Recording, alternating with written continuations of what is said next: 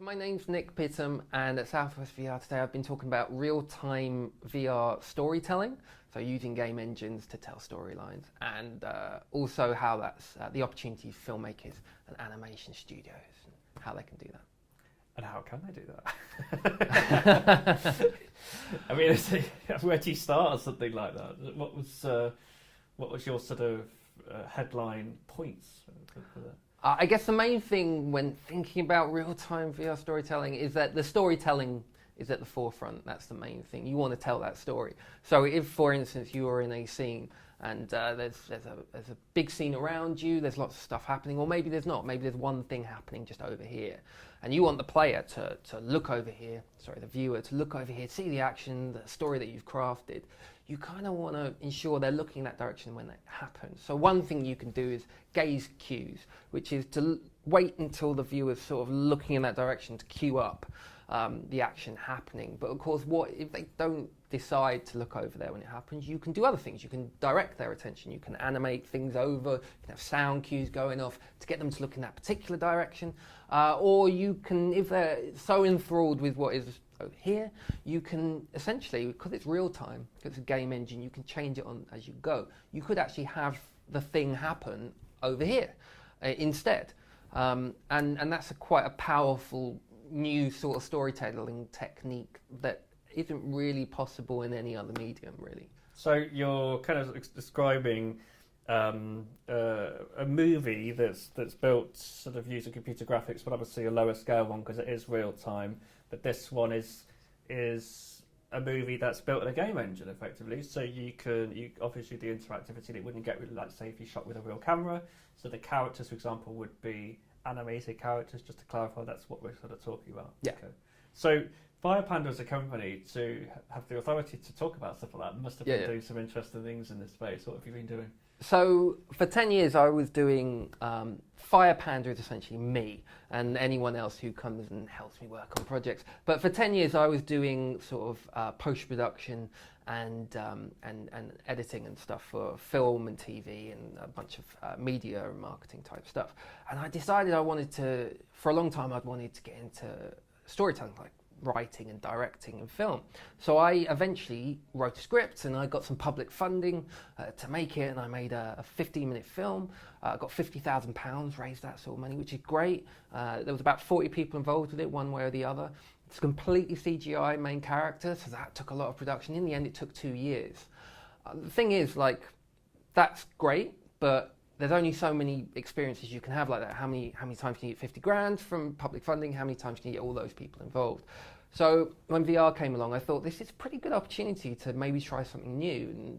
And I'd always wanted to get involved with games anyway, so I just went in that direction.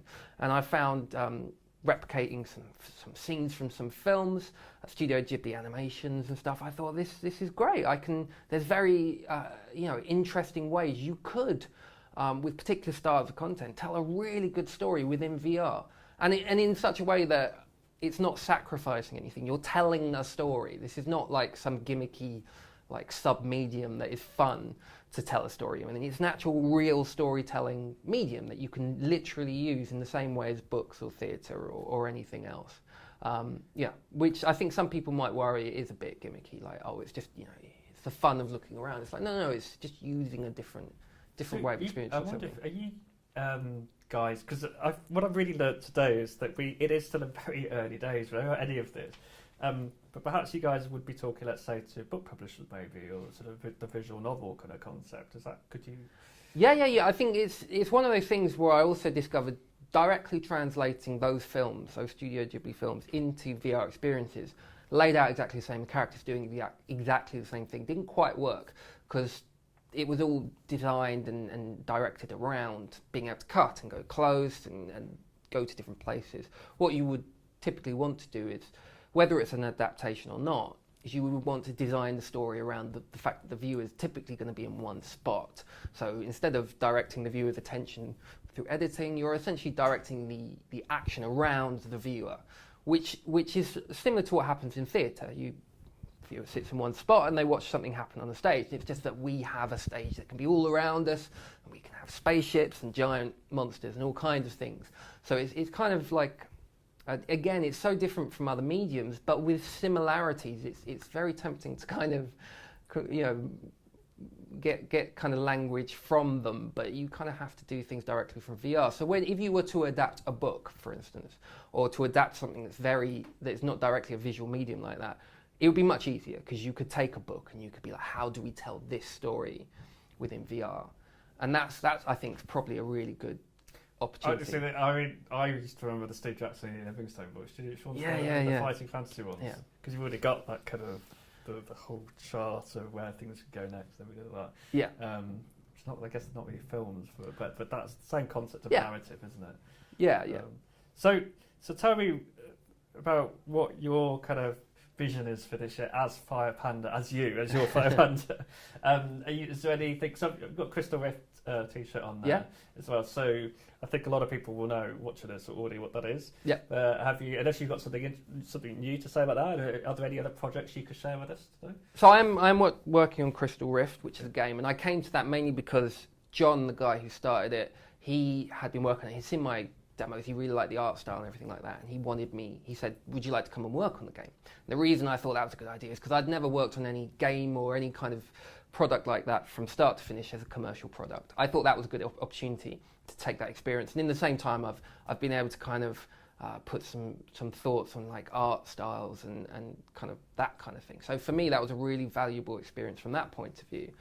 Fire Panda as a whole, that I want to direct it kind of very much at kind of storytelling experiences. So again, not really any interaction at all.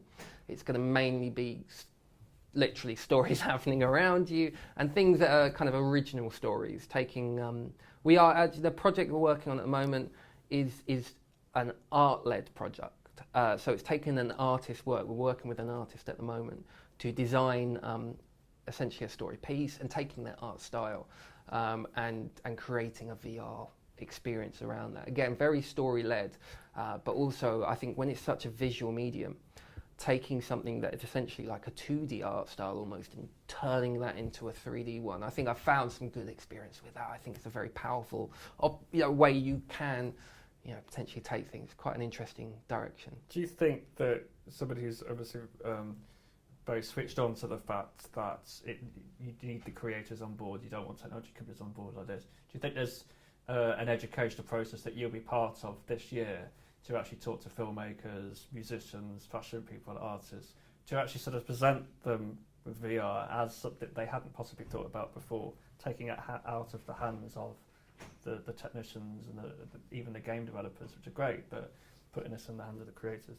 Yeah, I think it's going to be really important for creatives to come to VR and for people existing in VR space to present that in a very approachable way, and in a way that's going to be applicable to their experience. So a fashion designer may find that there's good ways that they can present their work in certain ways, or it could be a more kind of creative-led experience. Fashion shows themselves are quite creative presentations. They're not just here's a dress.